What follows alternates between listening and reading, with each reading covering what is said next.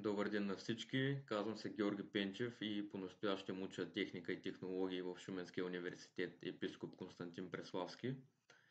И в днешното кратко видео смятам да ви улесня и да ви запозная с това как бързо и лесно да влизате в онлайн платформата за електронно обучение на университета. Първата стъпка е да си отворите вашия браузър, като след това търсим главната страница на университета.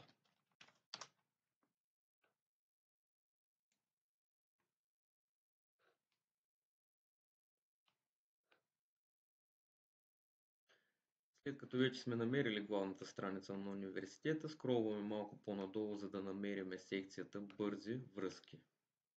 Оттам избираме "Обучение в електронна форма", като този линк ни пренасочва в нова страница, в която ние да въведем данните си за вход.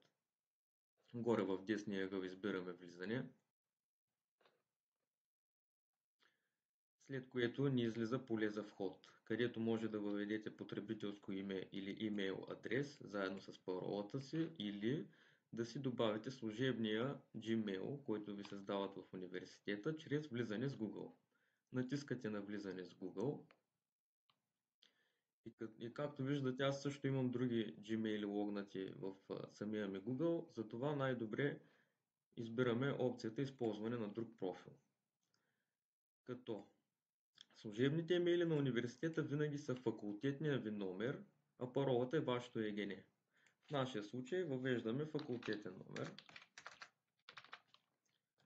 Като задължително също така въвеждаме кльомба ШУ.БГ, за да можем да влезем успешно. Даваме напред, като след това въвеждаме нашата парола, която пак повтарям, че е нашето ЕГН.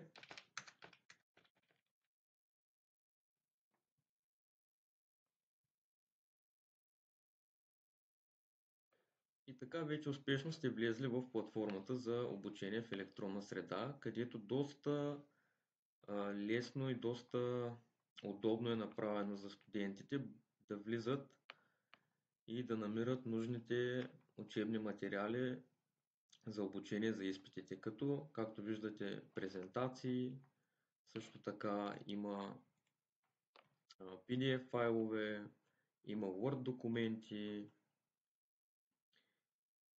и други учебни материали. Благодаря за вниманието.